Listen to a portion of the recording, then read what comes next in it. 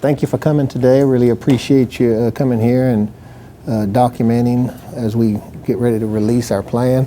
I'm gonna go on and take off this mask just because I think we're sufficiently socially distanced from each other, and I feel comfortable doing that. Does anyone have an objection to that? Okay. That way you can hear me a little better. Once again, welcome. It's obviously been a very challenging time for our community, our country, and we've been working really hard to try to come up with a plan that we can open up school for people, for students and for families and for our staff. And today we're just going to release what we've come up with so far.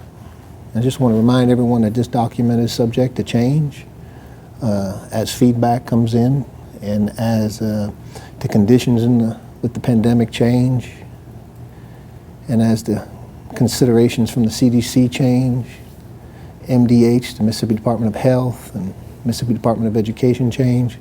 There'll be changes. That's the one thing we can all count on.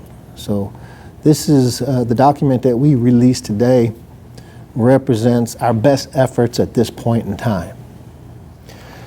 You know, as you can see on the first page, the introduction was developed based on MDE, MDH, MHSAA guidance in accordance with the CDC considerations for opening schools. Like I said, there will undoubtedly be changes to our plan as we get closer to the opening of school, just because things are changing daily. Today we heard that yesterday there were 1,092 new coronavirus cases in the state of Mississippi. That's certainly an increase from what we were expecting. So we need to respond to those changing conditions, and we will. Once school starts, I have no doubt that the plan will change once principals and teachers get in the schools and start talking about different things. One of the big challenges in developing any plan, not only for this school district, but I'm sure for any school district, has been the way the shutdown evolved. Think about it, spring break, we all came back from spring break. We all went on spring break. None of us realized we were going to come back to school closure, but that's what everybody came back to. And we were told to shelter in place. It was hard to get people together and come up with plans. So that's been a big challenge. It's just getting people together, given the conditions that we're all under, and having face-to-face conversations. Another big challenge is this is the first time anyone's ever had to do this before. You know, we had to turn the switch off on our schools and send everyone home, and then expect teachers to teach from home. There were many obstacles to that situation, least of which internet connectivity, just being ready for something like that. Just had to go just like that. We had to turn off. And of course that presented a plethora of challenges for our staff and for our parents. But I think we learned a lot during that last 9 weeks of school when we had to close down. And I think we'll be better able and ready and equipped to provide two options for parents. As we developed this plan, we broke it down into 4 different topics, and we established a specific task group to work on the 4 different topics. And they met separately because obviously, like I said, we couldn't get together in a large group. And the 4 topics were instruction, technology, health and safety, and operations. So we had a task force designated for each of those specific topics, as you see on page 2 of our blueprint. Possible scenarios that we came up for reopening schools. We wanted to do our best effort to try to open in a traditional manner. We believe that's what's best for our students. However, we also understood that there were going to be parents and children who were unable to return to school due to an immune weakness or a medical situation in their homes, possibly caring for elderly parents, living with elderly parents. And we understood that we were going to have to provide 2 plans, one for that group of parents who just aren't comfortable yet coming back to school, and one for that group of parents who are. We intend to open school on August 12th. That will give us a little bit extra time to provide some staff development for our parents, for our teachers, and then we'll proceed from there. But our goal is to keep school open. K-2 parents, kindergarten through second grade parents who choose to send their children back to school in our traditional schedule, they're going to be self-contained classrooms. There won't be any team teaching at the K-2 level, and we anticipate approximately about 20 students in a class to try to do our best to provide social distancing in those classrooms. Grades 3 through 5, they'll have a traditional schedule, and they'll also be in self-contained classrooms, but there will be team teaching with the teachers going in between the classrooms from class to class, and approximately 24 students in those classrooms. Our operation team has been going around to the different schools and the different classrooms and trying to figure out a way to configure the desks to provide the maximum social distancing in each classroom. 6-12, grades 6 through 12 parents with the traditional schedule will follow a block schedule. Secondary classrooms will accommodate the CDC considerations for social distancing where feasible.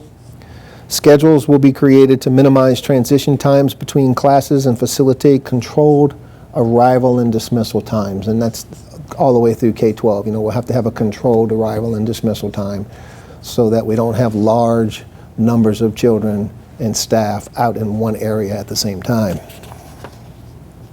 And we started off with some guiding principles, and I just want to go over those guiding principles, and then I'll open up to any questions you all have.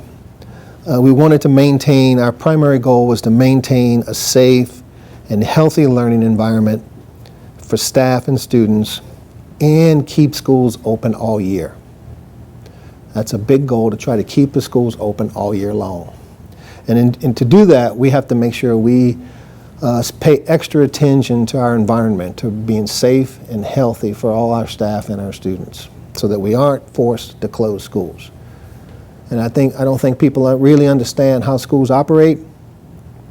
On good days, we have a tenuous situation with substitutes. So it's very important that we pay particular attention to the health of our staff. Because more than anything, that'll be what forces us to close the school if we just don't have enough adults to run the school. And I think that's probably the case just about anywhere in the state of Mississippi, I would guess. We wanted to reopen schools in August with as close to possible a return to normal activities. We wanted to provide the option of virtual education and develop modified schedules to accomplish the following things. We wanted to achieve CDC social distancing guidelines, provide time for teachers to develop and implement a virtual model. I want to stop there for a second. All the research on virtual models suggests that a school district shouldn't even attempt a virtual model until they've spent about 3 years in preparation. Obviously, school districts in the state of Mississippi have had 3 months. We're gonna have to provide time for our teachers and our principals to work on a good virtual model. Prepare for instruction during possible school closures. Everything I'm hearing from the Mississippi Department of Health and the Mississippi Department of Education leads me to believe we need to be prepared for what the Mississippi Department of Education is calling intermittent school closures. So we need to design a plan such that in the event that we do have to close a school or all of the schools, we're prepared to provide that distance delivery model in a more robust fashion. And we wanted to, by all means, maintain our emphasis on a rigorous curriculum and instruction to increase student achievement for all students. We followed some parameters as we started to work on this plan. Establish clearly defined protocols for students and staff who are sick and who have been exposed to the COVID-19 virus. A separate medical response plan will be released, if not next week, the following week. We're working on that closely and trying to keep it in coordination with the Mississippi Department of Health and our local medical experts here in the community of Tupelo. Develop expectations for sanitation efforts in high-touch areas and janitorial services. Organize classroom spaces to accommodate whole group instruction and social distancing. Maintain an emphasis on the individualized learning needs of students with structured systems of support. teach and reinforce, where applicable and feasible, the use of cloth or shield face coverings. Limit student movement and restrict gatherings in buildings to achieve social distancing guidelines. So those were some of the parameters we were following as we worked toward developing this plan.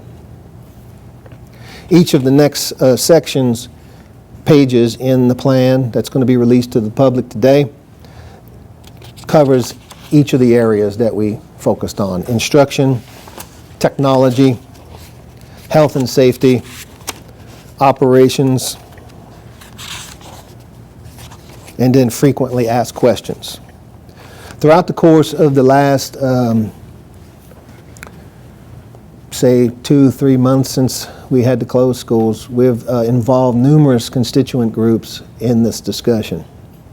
Obviously, our Board of Trustees, we're very thankful for our Board of Trustees and how they've supported our efforts. The community of Tupelo has been outstanding in their support. We immediately developed a parent advisory group. We had 120 parents. I think it may have grown a little bit from 120 parents, maybe closer to 140 of parents who have volunteered to be on our panel. And we had 4 WebEx meetings so far. We intend to have some more as we get closer to school. Averaging about 47 people calling in on each of those WebEx meetings, and we're very thankful for those parents and community members who have participated in those meetings. In each of those meetings, I was very upfront from the very beginning. I don't have all the answers. I don't think anybody has all the answers. One of the big challenges we have faced is there are far more questions than there are answers in this pandemic. But I appreciate their questions, because their questions have often led us in a direction that we were not thinking prior to that question being asked. So there are no bad questions in this situation. Every question could lead us to a possible solution. And so those events, we took the results, the answers, questions and answers from each of those WebEx meetings, and we posted them on Facebook for the greater community to see. And I know that the Daily Journal published one of them, and that was really a good article. I was really appreciative of that. We then shared this plan with principals for their feedback. They have provided feedback on these plans, and of course when they get together with their teachers and start looking at this and really trying to see how this fits in the school with teachers in the school buildings, we'll get more feedback. So I guess I say all of this to let you know that it's a living document. It's a very living document that will evolve and change as conditions change in the pandemic, but also as we get more feedback from the practitioners in the field.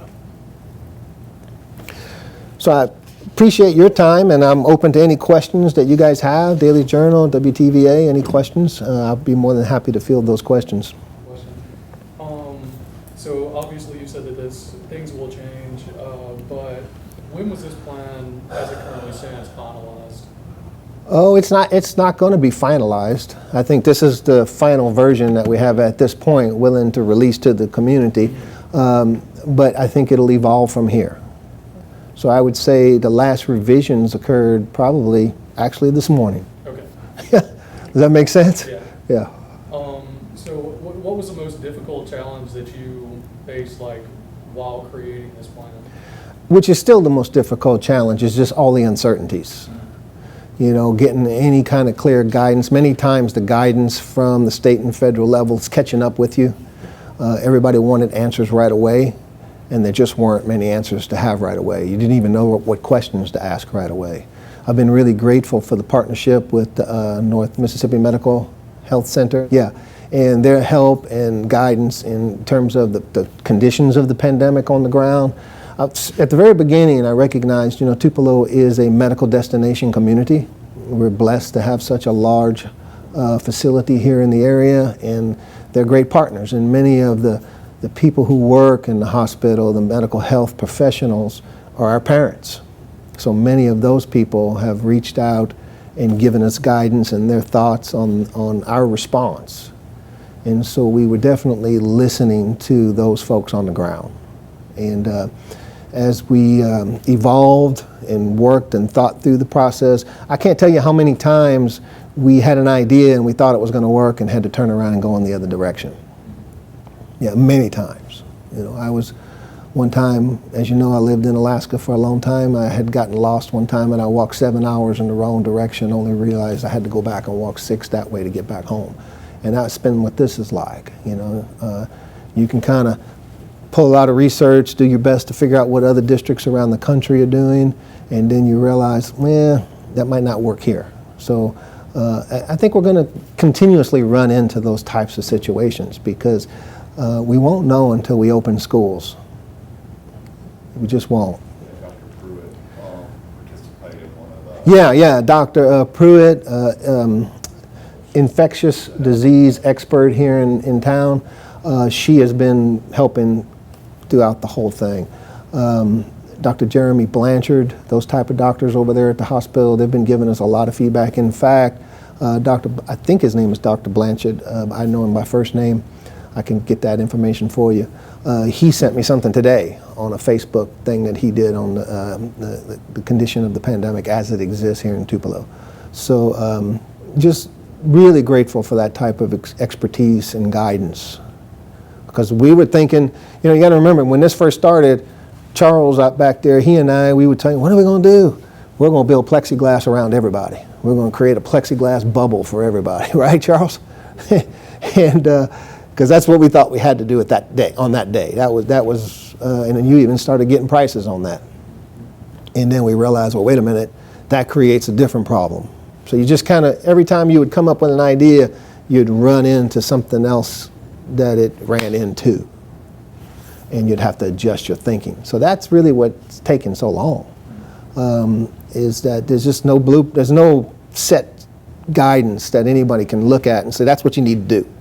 All you know is you have this thing called a pandemic that you're trying to respond to, and you're trying to keep everybody safe, and you're trying to keep schools open, and you're thinking about the grandparents that live in these children's homes, and the people who have significant medical issues, and the number of cases going up, and you're just trying to, okay, how do you open school?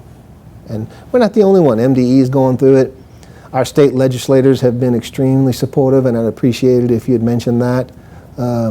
Just got off a Zoom call with 2 of them just yesterday, and we really appreciate our state legislative support with the funding necessary to do what we need to do to respond to this pandemic. And Dr. Carrie Wright and her team. You know, it's been a state effort. And I told someone the other day, this is not a time to cast blame or to look at the other person and say he's not doing what he's supposed to do.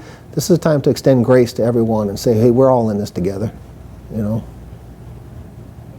So you mentioned having a lot of feedback from parents in the local medical community, and you just mentioned NIBI as well. How much input have they had in Tupelo's plan? Like, how much feedback have you received from? Well, when I first started creating this plan, I used their document that they sent out.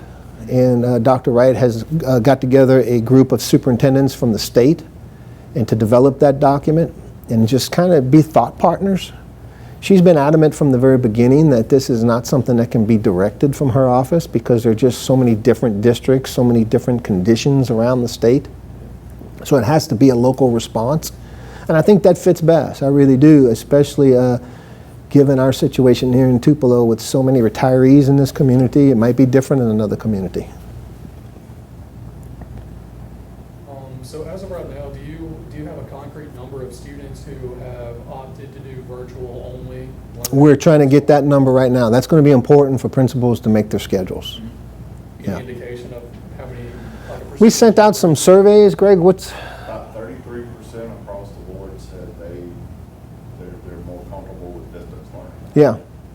But that might change, you know, I mean, as we get closer to school and they see our plans and they realize we've created a safe environment. I hope that number decreases. I hope we get more students in school because I think that's where students need to be, and I think parents agree. That's where students need to be, but we just need to make sure we have done everything we can do to make school safe.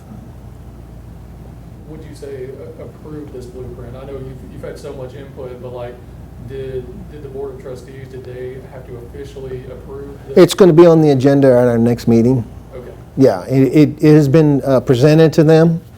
They're getting a lot of time to look at it and think through it and ask questions. On page 4 under parameters, it says teach and reinforce where applicable and feasible the use of cloth or shield face coverings. Yeah. Applicable and feasible, can you tell me a little bit about that? That came from the CDC guidelines, that terminology. So in a lot of times I use the actual wording that I found in the CDC guidelines or in the MDE document. And applicable and feasible, the way I interpret that is, applicable means where you cannot achieve social distancing. And feasible, it's not feasible to expect a third grader to keep a mask on all day long. So teachers are going to have to use their discretion in terms of when it's right to use the mask, when it's appropriate to use the face covering, and when it's not. Our first goal would be to achieve social distancing. Okay, that ties into my next question. Of course, going back, parents are going to be very concerned about their kids' safety. So it's as far as face coverings, that answer that. So when it comes to just the overall, how can parents be confident that their kids are going to be safe? Yeah, I think so. I think we're going to do our very best. We're going to expect and encourage face coverings. We're going to do our very best to achieve social distancing. And we're going to do our very best to keep the environment clean. I mean, we're going through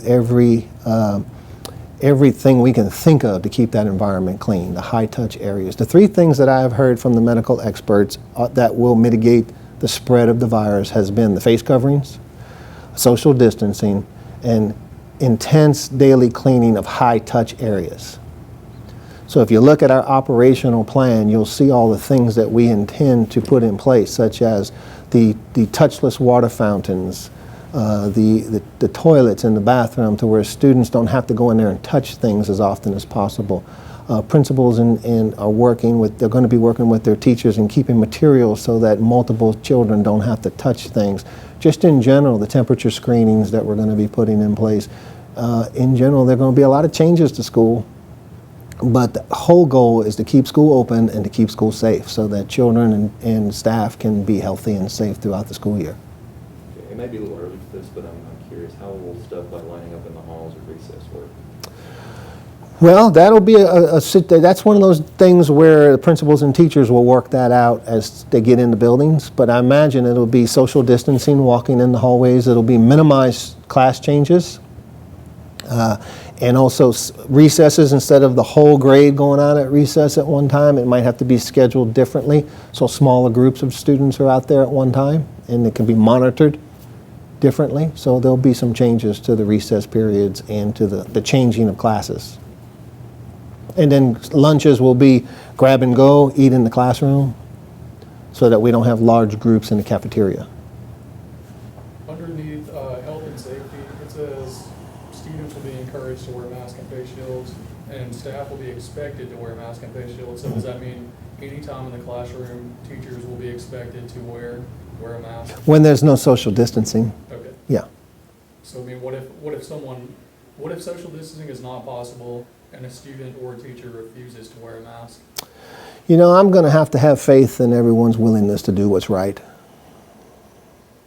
You know, at this point in time, that's, you know, I, like a lot of people in this community, are very afraid.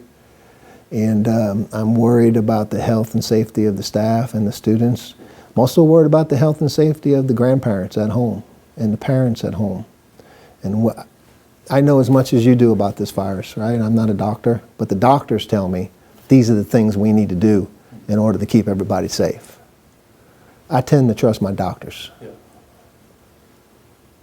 So what kind of training will there be for teachers and staff to implement the blueprint, and what's the timeline for that training to happen? Teachers come back with the 3rd of August, and they'll be getting staff development, I know, on our new learning management system, the Canvas system that we're going to be putting in place. If you look at our instructional plans, and they'll be getting staff development on various aspects of this plan. You know, it'll be intensive. That's why we dropped back 2 days. We took 2 days off the end of the calendar and added them to the beginning so we could have 2 additional days for staff development.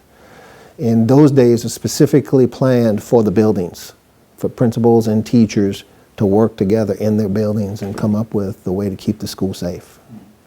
School was originally scheduled to start on August the 10th. So by moving those two to the beginning, that's what he's talking about. That's where those 2 days come from. Well, tell you what, say So this virus is supposed to be more contagious than the flu, and well, every year there's a wave of flu that hits the school. So say, worst case scenario, this is just hypothetical here, say that we have that during school. What would be the procedure at that point? Just, If there's a case or multiple cases? either one. Okay, that'll come out in our medical plan in more detail in the next week or two. MDH just released a blueprint for that very situation. And they talked about 1 case versus 3 cases versus 5 cases. And when you make, they provided us with a matrix to use to make those decisions. When there's minimal spread versus moderate spread versus maximum spread. And then that'll, you know, that I guess that's what everybody in the country is asking, that very question right now. And we're going to have to rely on those medical experts for those types of decisions. Even 1 case you have to report to MDH. And then they direct your, you know, help you think through the process for what you're going to do from there.